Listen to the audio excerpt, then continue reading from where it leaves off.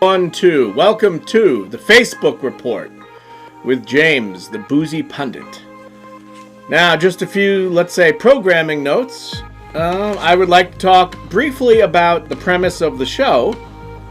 The premise of the show is I discuss what's been going on, let's say, on social media, on Facebook. I'm not on Twitter that much, really, but that is where you get a lot of breaking news. So let's just say social media in general, and it's obviously political in nature, and the news, of course. So it's the news, social media, the news cycle, and me talking, and sometimes with a beer. On that note, it's time for, I'm going for it again, the Sea Dog. Sea Dog, I think it's in Rochester, New York is one of the locations where the brewery is.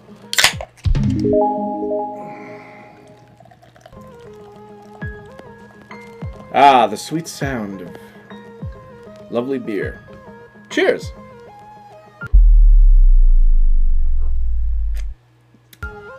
Anyway,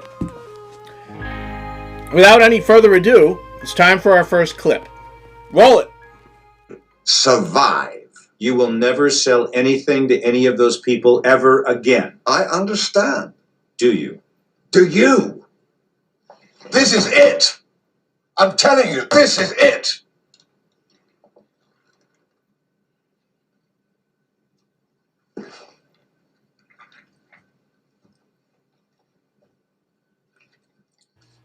So great.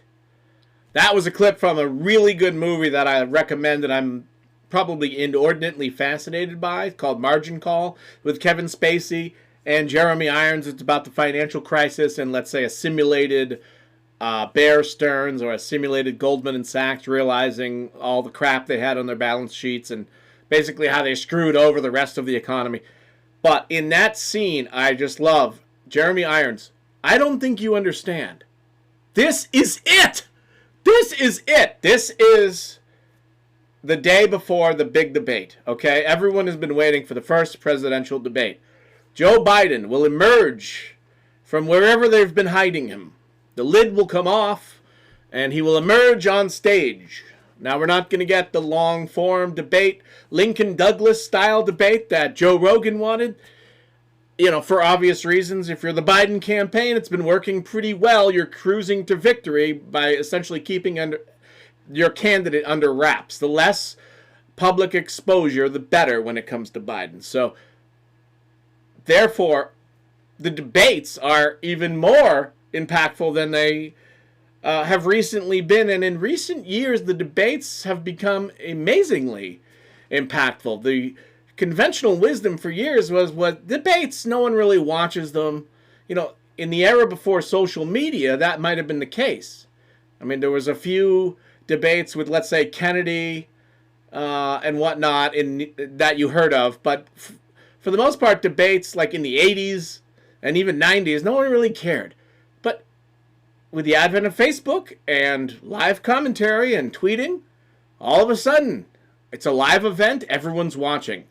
The ratings for the Republican debate, Republican primary debate, were massive because everyone wanted to see and comment. So there is no more argument about whether or not the debate is important. But now it takes on even more outsized importance this year because of the pandemic, we're not seeing there's no campaign events. It's not a typical campaign. We're getting like scripted, rehearsed comments from Biden every so often, responding to, the latest outrage ginned up by the media or whatever inane thing Trump said.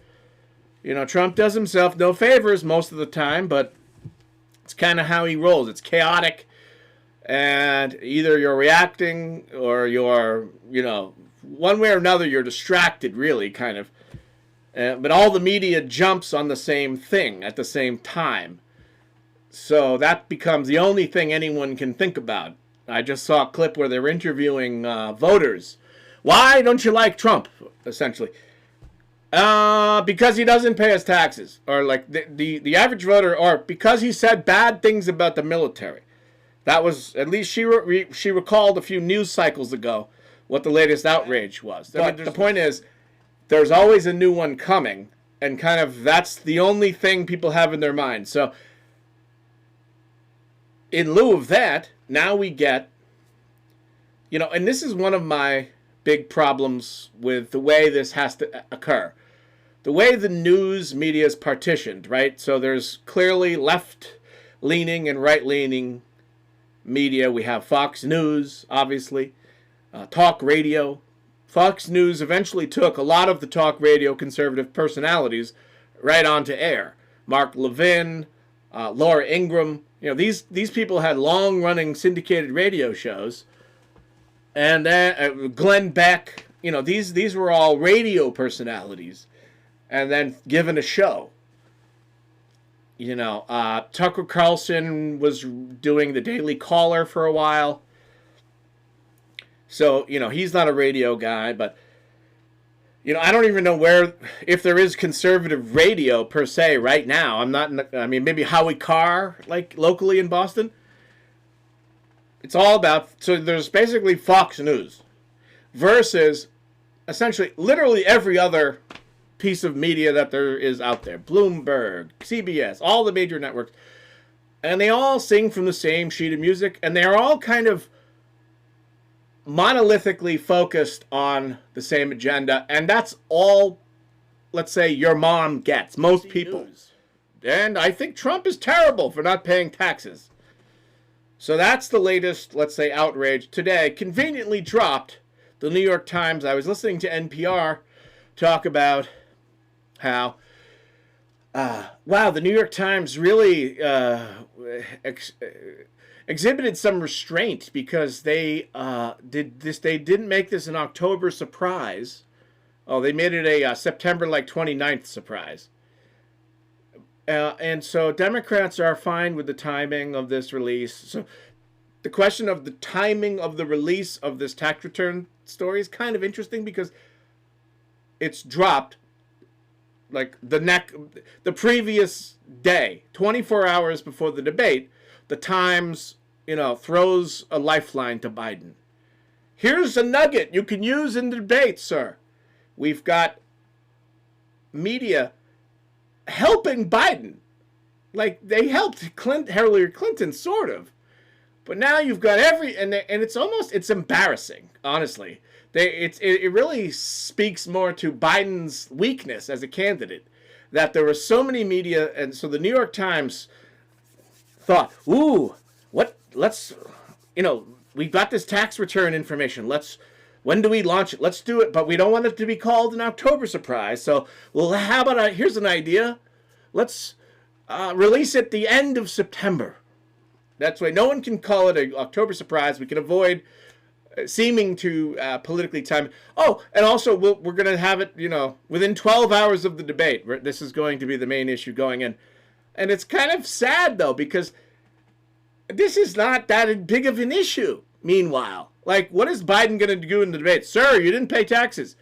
Trump's answer, yes, it's called the tax code. I hired accountants. Refundable tax credits, deductions, write-offs. Do you take advantage of the tax code? If you have the ability to write off something, do you not? Do you not write it off and voluntarily pay more to the government? I know I don't. You let me know if there's a loophole I'm missing whereby I can pay less taxes or my overall tax liability is less. I'm into it because taxes are high enough. But the more interesting question about the New York Times story about Trump is that if it's to be believed, he is in debt. He's broke, essentially. Trump is broke. Well, that is problematic. So people are taking away the wrong headline. Oh my God, he paid no taxes. They should be focusing on, oh my God, he's broke, which, you can take that ball and run into the end zone. He's a bad businessman. He's corrupt. He's liable to be corrupt, right? If you owe a lot of money, you're going to be more susceptible to, let's say, bribery and the usual corruption. That brings me back to something that occurred to me while I was discussing this on Facebook about the significance of the tax returns and, let's say, this issue of being beholden to various forces because you owe money, and that you're in politics for money, which to me, like, really, if that's what you're doing, how is that not, like, how is that still a thing? That's very, like, Boss Tweed sort of. But apparently that's still where we are. People get elected to, and then they're going to help their friends. Like, it's been going on, Chicago style politics basically. Someone gets elected and all their buddies call up and get jobs. So let's say that's what Trump is trying to do. I'll believe it. And then, therefore, it makes so much more sense why he seems to be harping on this Hunter Biden issue, right? Because Hunter Biden is much more successful at making money from the government, or from his dad's position, than Trump is at this point, right? How is Trump still in debt that much? He hasn't, like, siphoned off enough indirectly. And so, the Hunter Biden issue is kind of a side issue to me, but now I know why Trump, and it's guaranteed to come up. If Biden wants to go there about tax returns, Biden better be ready, or Biden should be ready anyway, because Trump is going to talk about Hunter Biden. And you can try, the mainstream media has been doing what they can to sweep it under the rug, and gaslight. No, there's no problem with that. There's no legal. They harp on. Well, it was found that no illegality occurred. Well, yeah, exactly. That's kind of the problem. This shit is not illegal. It is just influence peddling. And so anyway, Hunter Biden is siphoning off millions of dollars from the fact that his dad is vice president, and free and clear, and Trump is the actual president, and he's still in debt. That must be tremendously outrageous.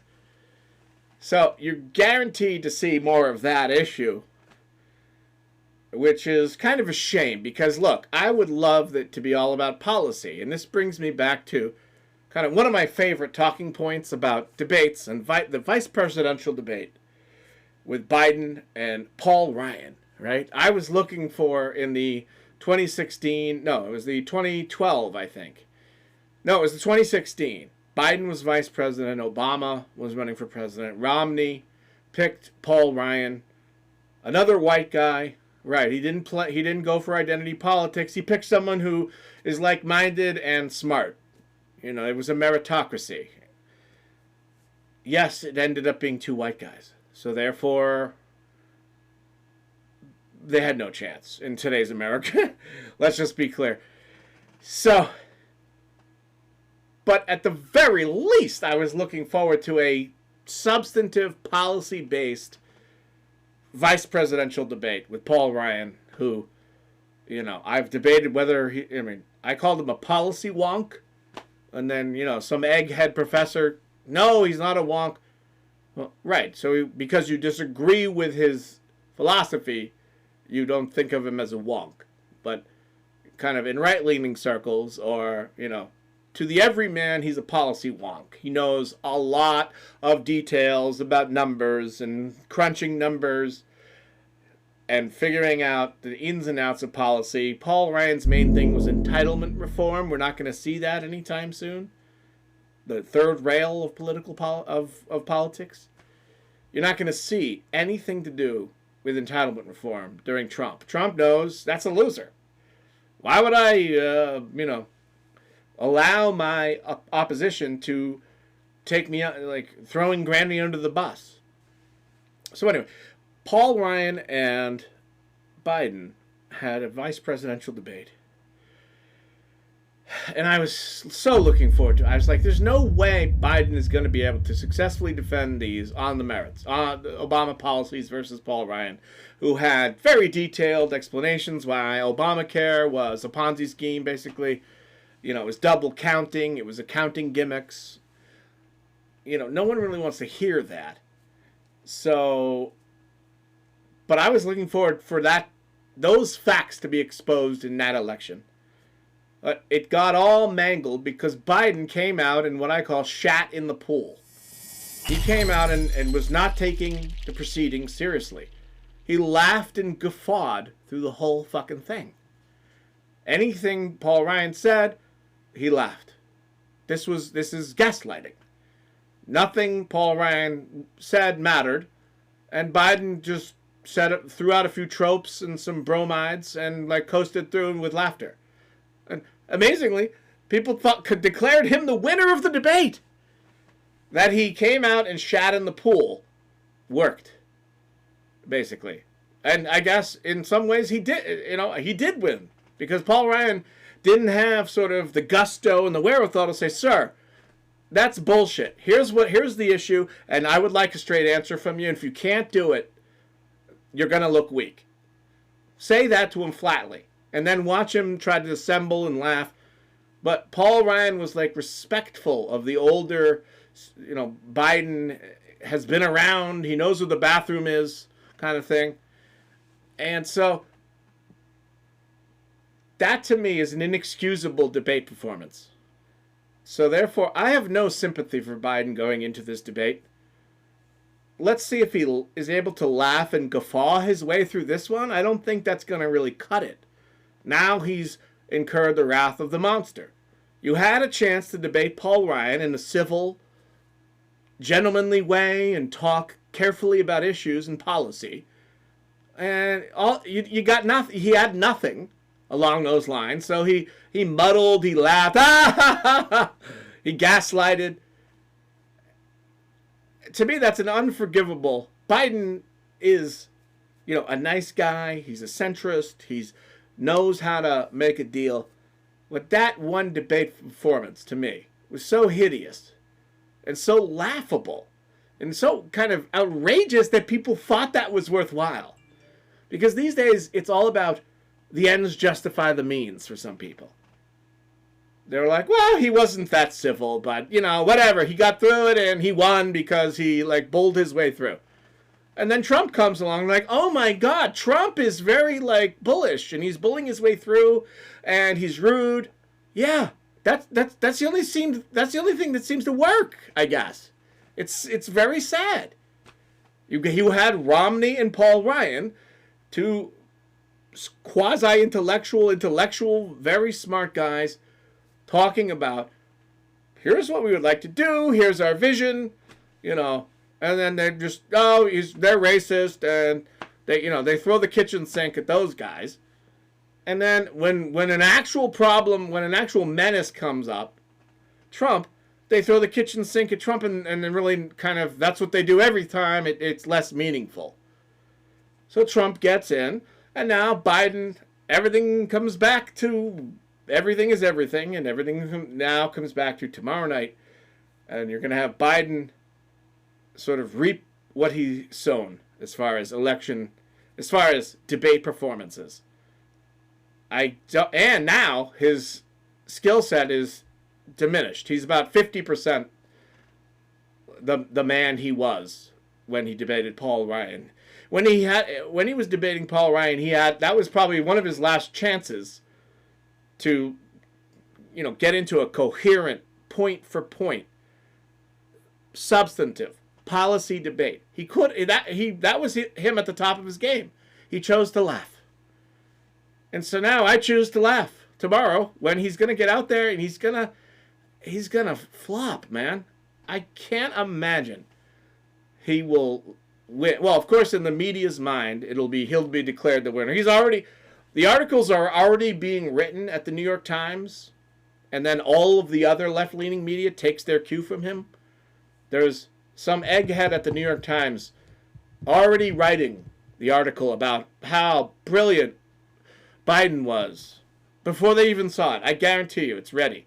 The template is ready. Biden was amazing, and he talked about having to take the train a lot, and he was much more human, and and here's a list of things that are anti-Trump. So we already know what most of them, but let's look going into the debate. let's look at the actual performance before we think about what the media spin is or will be. We already know what the media spin will be. This wing of the media will say Trump did well. This other wing will say Biden did well. But what do you think? Who is strong enough? Who did well enough in the debate, could stand there and speak extemporaneously and with a mastery of the subject matter and just generally be forceful? Now, Biden raises his voice and calls people dog-faced pony soldiers. Once he gets angry, Biden kind of breaks down. Trump seems to thrive on anger. Now, it's not my preferred. None of this is my preferred way of doing business. I like the Paul Ryan kind of way, trying to convince you using logic. That's long gone. It's now a Trump gonzo era, and it's gonna be who can make fun of the other person the most or something. It's gonna be terrible, and Biden is ill-equipped for this. He's ill-equipped for the campaign. He's probably a mouthpiece for left-wing interests. Ultimately, he's a seat filler. Let's get Biden in there, and then we're going to do Bernie Sanders policies. That's pretty much what's been stated. So, Trojan horse, whatever. So let's just look for that in debate. And thank you for watching. Enjoy the debate. Bye.